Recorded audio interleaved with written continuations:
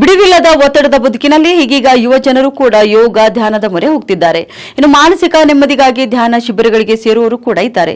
ಇದೆಲ್ಲದರ ನಡುವೆ ಹಾರ್ವರ್ಡ್ ಸಂಶೋಧನೆಯೊಂದು ಧ್ಯಾನದ ಬಗ್ಗೆ ಅಚ್ಚರಿಯ ಮಾಹಿತಿ ಬಯಲು ಮಾಡಿದೆ. ಮ್ಯಾಸಚ್ಯೂಸೆಟ್ಸ್ ಜನರಲ್ ಆಸ್ಪತ್ರೆ ಮತ್ತು ಬೆತ್ ಇಸ್ರೇಲ್ ಡೆಗ್ನೆಸ್ ವೈದ್ಯಕೀಯ ಶಾಲೆಯ ಸಂಶೋಧಕರು ಒಂದು ಹೊಸ ಅಧ್ಯಯನದಲ್ಲಿ ಸದ್ಗುರು ಪರಿಚಯಿಸಿದಂತ ಸಂಯಮ ಸಾಧನೆ ಎಂಬ ಮುಂದುವರೆದ ಧ್ಯಾನ ಅಭ್ಯಾಸಗಳು ಮೆದುಳಿನ ಜೈವಿಕ ಯುಗವನ್ನು ಹಿಮ್ಮೆಟ್ಟಿಸುವ ಸಾಮರ್ಥ್ಯವನ್ನು ಹೊಂದಿವೆ ಎಂದು ದೃಢಪಡಿಸಿದ್ದಾರೆ.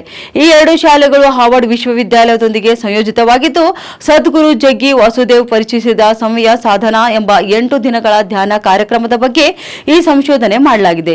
ಇನ್ನು ಆಧುನಿಕ ವಿಜ್ಞಾನವು ಮಾನವ ಕಾರ್ಯವಿಧಾನದ ಮೇಲೆ ವ್ಯಕ್ತಿನಿಷ್ಠ ವಿಜ್ಞಾನಗಳ ಪ್ರಭಾವವನ್ನು ಗುರುತಿಸಲು ಮತ್ತು ಅಳೆಯಲು ಸಾಧ್ಯವಾಗುತ್ತಿರುವುದು ಅದ್ಭುತ ಸಂಗತಿಯಾಗಿದೆ ಎಂದು ಹೇಳಿದ್ದಾರೆ.